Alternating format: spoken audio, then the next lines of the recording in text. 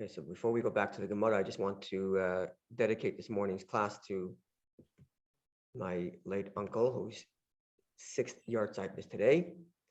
Reb Chaim, my father's brother, Chaim ben Yibad L'Chaim Toim Menachem Mendel. You have an Aliyah on high, and Man, uncle is very close, had a great influence on me. that's the L'Chaim project is in his name, in Nana, right? Yeah. Yeah. Very nice. Okay, so dedicate the Gemara, the learning, to his memory. Amen. Okay. So the Mishnah said that someone who's married to a kohen, then his meal offering is entirely burnt. So we explained, and we described a little bit the axis on which we understand the laws of karbanos, the laws of offerings in the temple. And it comes down to what kind of karban: guilt, sin, peace offering, burnt offering, and so on. And then the other axis, we have what's the substance of that offering? Is it an animal? What kind of animal? Is it flour? Is it wine? Is it oil? And so on. When it comes to the mincha offering, the flour offering, so ordinarily, as a sin offering, a fistful of the flour is placed on the altar and offered, and the rest of it is eaten by the kohen. And that's the halacha, that's the case with the offering of the Sotah. Even though the Sotah has her own unique anomalies in that her offering is of barley, it lacks the frankincense that go with it, as we discussed in the previous Mishnah earlier in this Gemara. No oil too, right? Sorry? No oil as well, right? That's right. That's right. It's brought in the most plain manner.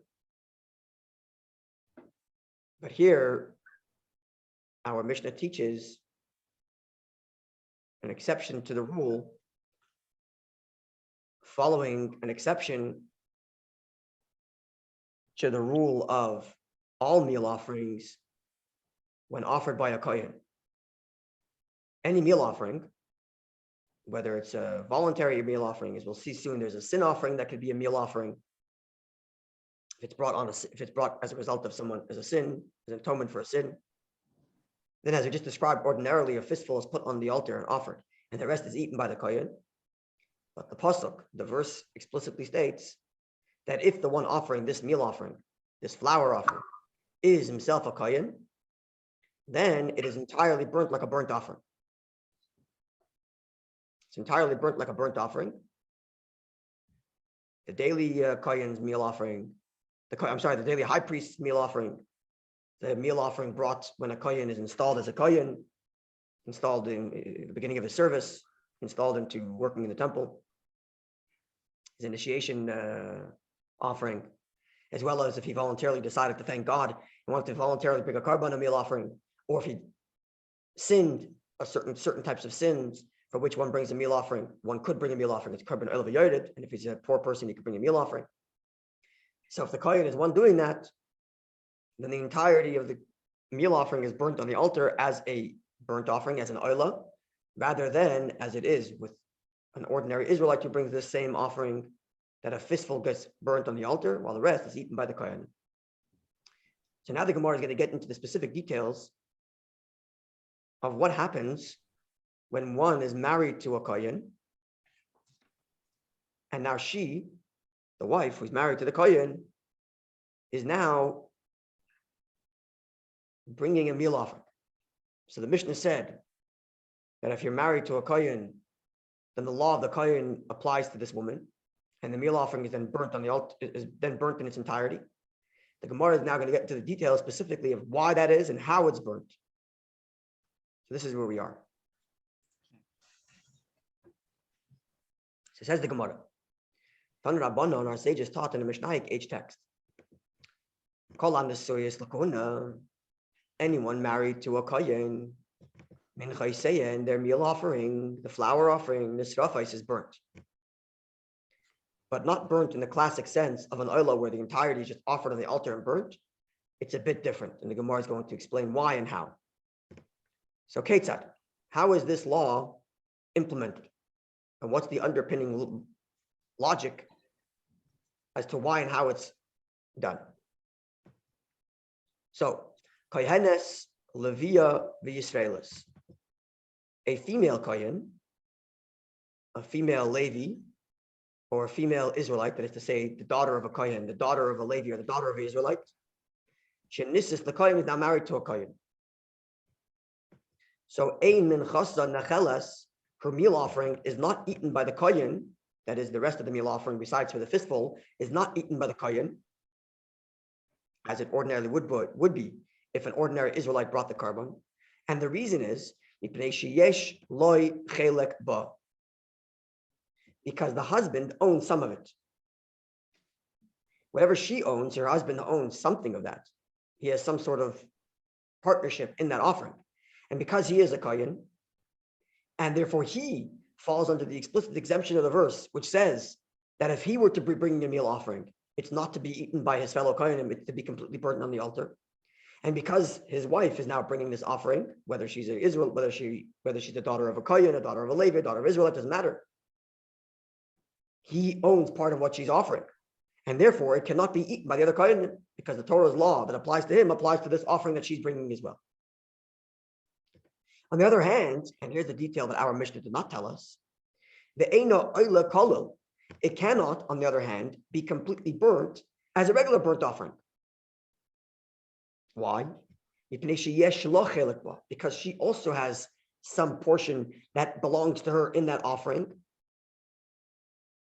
And her offerings should only the fistful of her offering should be offered. So we're stuck in the middle here. Because he owns part of it, the rest of the Kohanim cannot eat the leftovers. The whole thing has got to be burnt because he's a Kohen, and the law states, the Torah states that when a Kohen brings a meal offering, it's got to be burnt. So it has to be burnt. But because she is also offering, and she also owns some portion of the offering that's being offered, then her law should also apply. Namely, that only a fistful is offered while the rest is given to the Kohen. So how do we reconcile and how do we sustain both of the obligations? Her obligation that only a fistful be offered in the temple, and his obligation that all of it be burnt, considering that they each have an equal portion in this offering as husband and wife. Yeah, we clear on this conundrum? Yeah. So therefore says this Mishnaic text.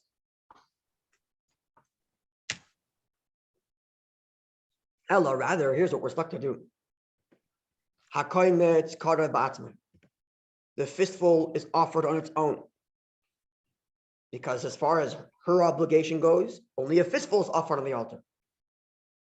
Now, b'hasherayim, the leftovers, which as far as her obligation goes, should be given to the Kohen. But as far as his obligation goes, may not go to the Kohen.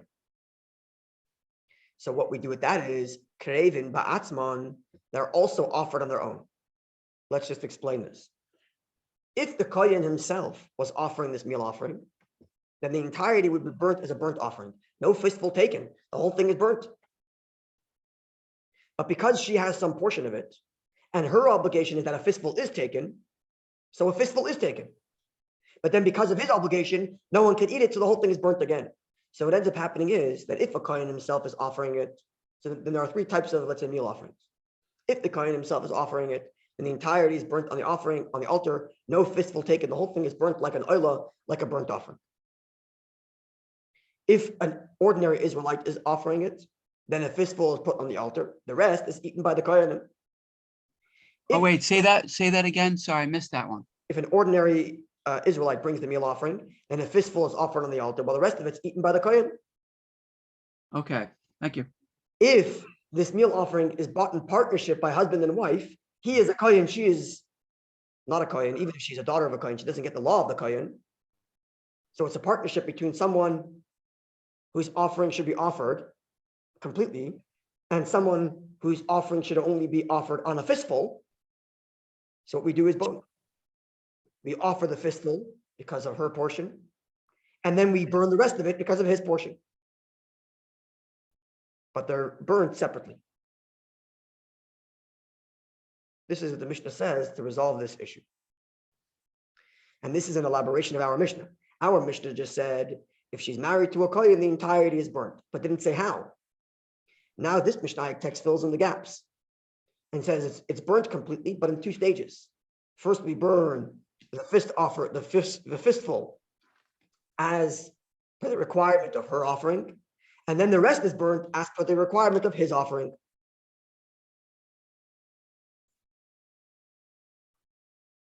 So further detail and further depth to understanding where this comes from.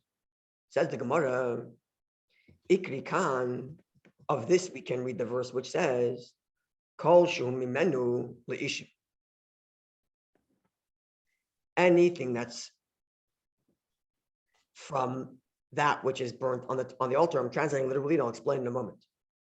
Harehu b'bal taktiru, then the prohibition against offering is applied.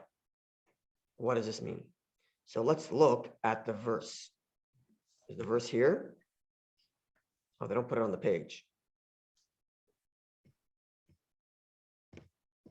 So I'm going to pull it up right here.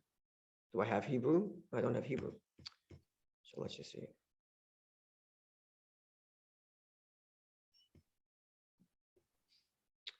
Okay.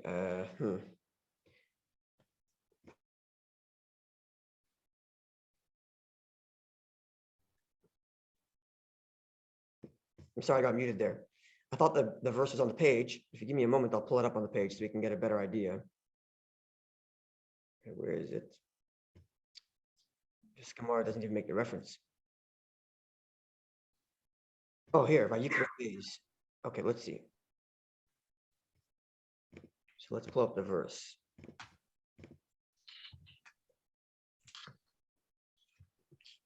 It'll take a minute. I'll pull it up. So it's Vayikra chapter 2. Wait, sorry.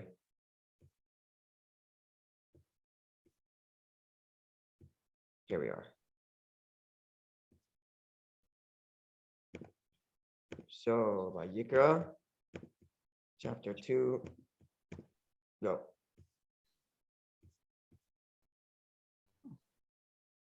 I've never seen that. That little search, yeah, it's good.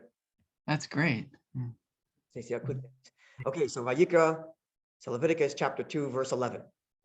Kol ha-mincha she'takriva laHashem, any meal offering, the flour offering that we're talking about, that's offered to God, lo yisiyas chametz, should not be offered leavened. It's got to be matzah. Yichol sa'or v'chol dvash, for all yeast and all honey, lo yisaktiru mimenu, it should not be offered from it, ishe laHashem, as a fire offering unto God. So the simple meaning of the verse is no chametz, no leavened bread, no yeast, and no honey. With the exception, as the next verse goes on to read, karban reishis takrivu oisam laHashem, when you bring the first offering, that is the meal offering that we bring on Shavuos, which is chametz, which is yeast thing.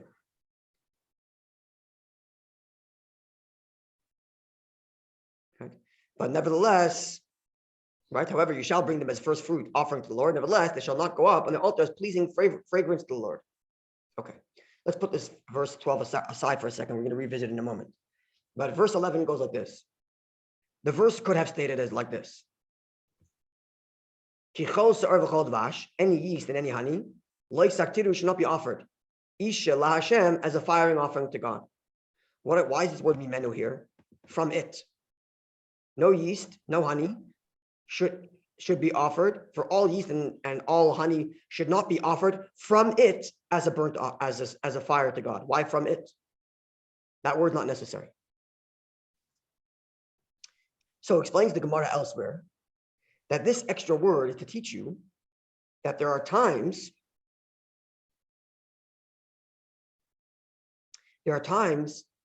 when it itself, its own leftovers aren't offered. Mimenu, from it itself, there are times when lo sakrivu, you should not offer it.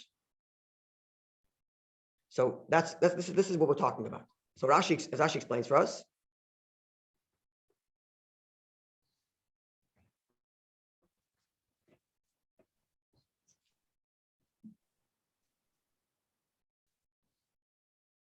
right? That this would be applied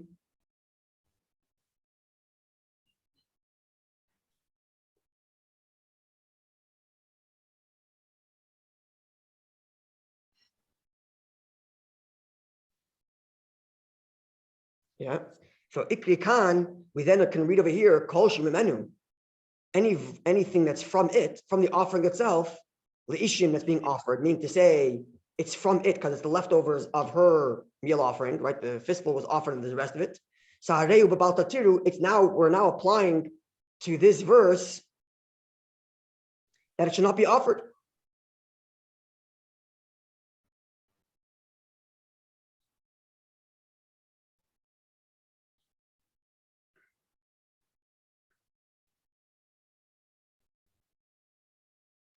So if that's the case, we have a problem here where the Mishnah says that the rest of it is offered. Meaning to say, what the Gemara is asking is like this. You are suggesting that we're fulfilling that which is obligated upon her by offering this fistful. The problem is the verse actually restricts us from offering the rest of it. This verse, which says kol shemimenu, anything that's from it should not be offered. What that's teaching us is that which is not allowed, that which is not supposed to be offered, that is to say, from it, from the leftovers, should actually not be offered. So it's not as if you can sustain both of them, her obligation and his obligation. Her obligation by giving a fistful, and his obligation by burning the rest of it also. The Gemara is suggesting, seemingly, burning the rest of it is actually a violation of her obligation, because incumbent on her obligation to burn and to offer a fistful is to not offer the rest. That's what it seems from this derivation. This derivation which says anything from it should not be offered, the from it means that anything which is left over, it's from it, right? There was an offering, and then there is the from it, there's the leftovers, namely the rest of the flour, should not be offered. Just like it is with any peace offering, where there's certain parts of it that are burnt on the altar, while the rest of it is to be eaten by the owners and the kohanim. So this derivation tells you that you may not offer that which is meant to be eaten by others. And thus, the fact that we offer the fistful on her behalf is not enough to maintain her obligation. We actually may not offer the rest of it. And therefore, by your suggestion that the Gemara just gave, that in fulfillment of the kohen's obligation, we are burning the rest of the offering, that is a violation of her obligation. You clear? I think so, yeah. In other words, part of her obligation is not just to apply the fistful. In order to complete her obligation, she has to. You may not. She must burn the entirety. No, she may not burn the rest. She may not burn the entirety of the. That's right. Exactly. So if it was just two positive commandments, for her, burn the fistful, for him, burn the whole thing. Okay, so burn the fistful, you did her obligation, burn the rest, you did his. But now we're learning that part of her obligation is not just a commandment, thou shalt burn a fistful, but there's also a prohibition, do not burn the rest. So if we fulfill his obligation by burning the rest, we're violating her obligation by not fulfill by violating the prohibition against burning the rest of her offering. And this is derived from this extra word, mimenu, from it. Even though the literal verse is talking about flour, talking about honey and yeast, but because the verse adds lo yisaktiru mimenu, do not offer from it, the verse is there to teach you that that anything that's from it, anything that's left over from your already obligated burning, you may not burn. And in this case, where once we've given the fistful, which is her obligation, the rest of it may not be burnt. And therefore, if we're going to fulfill his obligation and burn it, that would be a violation of a prohibition against her to burn the rest. A prohibition against burning the rest. Yeah, is that clear? Yeah, I think so. In other words, that verse in Vayikra comes to derive that there's not only a positive commandment to burn her fistful, but a prohibition against burning the remainder. Exactly right. And this applies universally. Anytime there's an offering in which partially part of it's meant to be burnt, and the rest of it is meant to be eaten by the owners or by the kohanim, there's a prohibition against burning that portion, derived from this extra word, mimenu, from it. As if saying anything that's from it, anything that's left over from what God has burnt, may not be burnt. Uh-huh. So the question now becomes, how do we sustain his obligation, which is to burn the entirety of the meal offering, without violating her obligation, in which you're not allowed to burn the rest of it?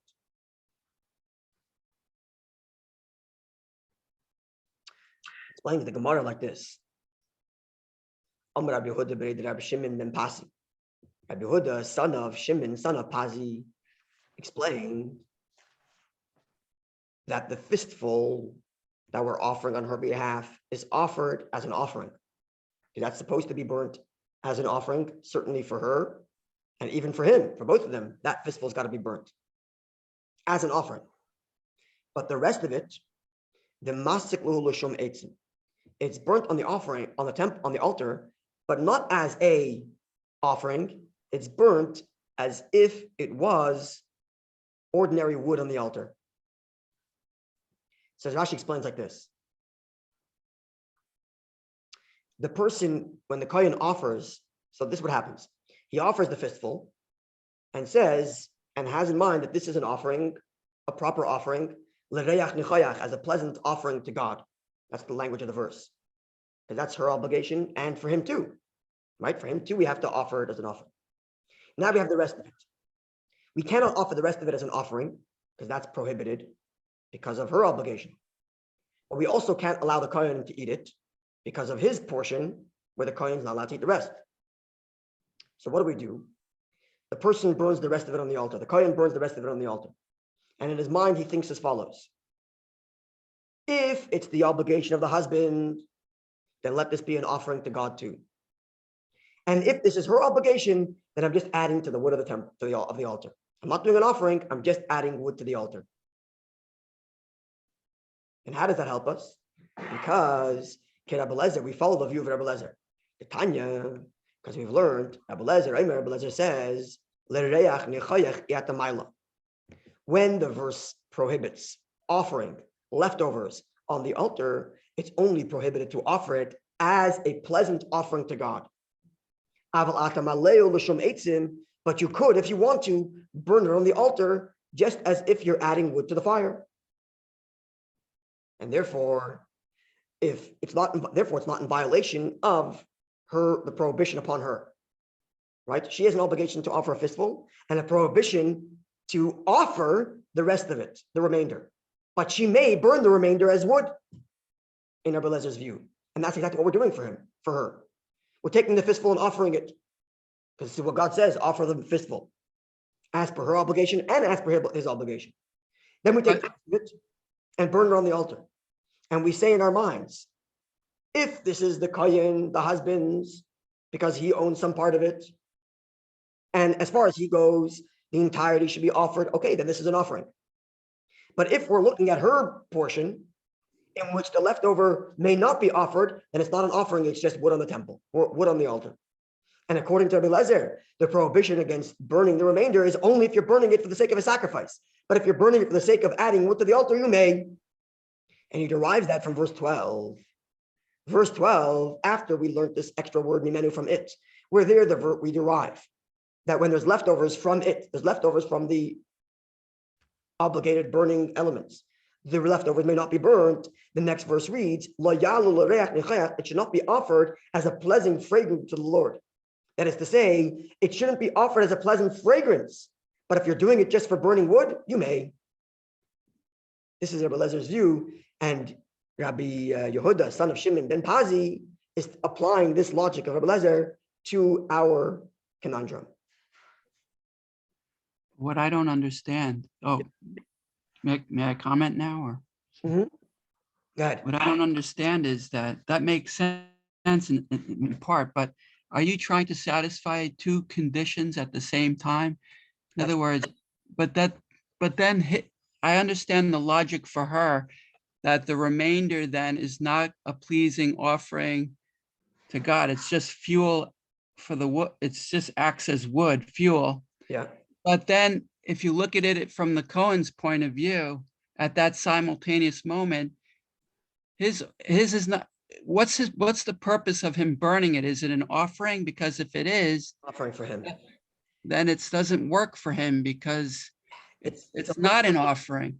I understand. It's contradictory. It goes both ways. You're satisfying, again, you're going back to satisfying her condition, So but you never get around that for him it's because it's then clear- considered fuel and not an offering. yeah, it's not clear from Rashi, but it seems from Rashi, Rashi doesn't use the word condition, but it seems from Rashi that it's being offered on the altar conditionally, right? There are times when you can, where you can do something and say, let's say you can bring a carbon. Let's say you're in doubt as to whether you're obligated to bring a certain offering. That would be a guilt offering, no? No, other cases where Yeah, an animal and the animal got lost, so you're not sure if you have to. Okay, right. There's all kinds of cases where a person is not sure if he has to bring a certain offering. So what the halacha ends up being is you offer it and you have the condition in your mind. If I'm obligated to bring the offering, then this should be my obligation. If it's not, then it's the dava. It's a gift. We do it with davening also. If someone's not sure, if he said a certain part of prayer that he's supposed to say, let's say Yalav Yavai on Rosh Chodesh, so you repeat the davening, and you repeat the Amidah, and you have in mind, if I didn't say it the first time and I'm now obligated to pray, then this is my obligation. If I didn't say it the first time and I already fulfilled my obligation, then let this prayer be a donation. No, that's fine. That would work if there's only one party involved. So it seems like over here we're doing the same thing. If this is her obligation, then this is wood, fuel for the fire. If it's his obligation, then it's an offering. It almost feels like that's what Rashi's saying. But don't So it seems like. But don't they have contemporaneous obligations? They do. It's not one or the other. They're both. You're right. And when I read Rashi the first time, that was my question as well. But Rashi doesn't use this word.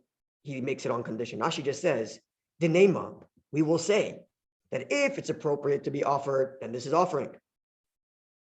If it's appropriate not to be offered, then it's just fuel for the fire. That's how Rashi phrases it. So in other words, there are two things that act as different things for each person at that time, simultaneously. You're right. It's a little bit. So okay, and I'm sure the commentaries discuss it. That's a good point. Like I said, when I read the Gemara, when I read the Rashi the first time, that was the same question I had. So what it seems like Rashi is saying, we're doing it conditionally. That if it's his, it's even though it's not an if or, because they actually both happen simultaneously, like you're saying, but it seems like we're giving it a simultaneous condition for both of them. Yeah. The best I can offer. Or it's more like, instead of saying if, you could say when it's his, it's this way. When it's hers, it's this. Even though they're both the same corpus. Yeah. So you can look at the same time. Let's look at the language of Rashi. We'll translate it literally. So just to see if we can make some heads and tails out of it. The name we shall say, Hachi as follows. If it's appropriate that these are offered as an offering, and it was not appropriate to take the fistful earlier, as is the law when it comes to a meal offering of a kohen, the husband, then let this be an offering for its sake. The kamitza and the fistful I took earlier, doesn't make a difference, not up, not down. But if I was appropriate, if I took the fistful, and these flowers, now the leftovers of that fistful, as per her obligation, this is going to be just like all the other wood or fuel on the altar, on the fire. He doesn't use the word condition, but he does say that. We're going to say, if it's appropriate to be offered, then it's offered. If it's appropriate not to be offered, it's not being offered simultaneously. Yeah, it's a good point. Anyway, we'll stop over here. And on Monday, we're going to go with another angle, because Rabbi Lezer, who says that the prohibition against offering the leftovers is limited to offering it for the sake of an offering, but you may burn it for the sake of fuel for the fire. This is only Rabbi Lezer's view, and he is in the minority. The sages disagree with that. And the sages are of the view that it's completely prohibited to burn the leftovers. So then you're stuck with the Kohen issue again. Back to the Kohen issue. If we're going to burn the rest of it in conjunction with the obligation of the Kohen, then we're in violation of Right. Prohibition on her to burn the leftovers. On her. Willing, we'll deal with on Monday. We'll use Okay. the angle, which Wow. will be a little easier to understand because it won't be so simultaneously conditional. Ah, A wonderful day and a good Thank you. Shabbos. Good Erev Shabbos. Thank you, Rabbi. Bye.